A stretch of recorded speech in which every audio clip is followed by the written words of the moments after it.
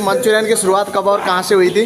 Manchurian का शुरुआत sir 1970 में मुंबई से हुआ था सर। चिल्ली चिकन की शुरुआत कहाँ से हुई? चिल्ली चिकन की शुरुआत सर 20th सेंचुरी में कोलकाता से हुआ था सर। दाल मखनी की शुरुआत कहाँ से हुई थी?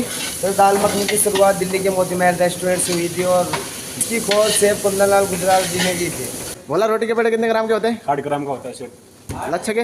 80 से 90 ग्राम का होता है शेप। और बटर नान? बटर नान का 100 से 120 ग्राम का होता है शेप। इंडियन का बेस क्या है? ग्रेवी, चाइनीज का? स्टॉक वाटर और सॉस। सूप कितने टाइप के होते हैं? 4 प्रकार के। कौन से? इन थिक कोल्ड नेशनल। बोला तंदूर का इंग्लिश नाम क्या है? सर तंदूर का इंग्लिश नाम है क्ले ओवन।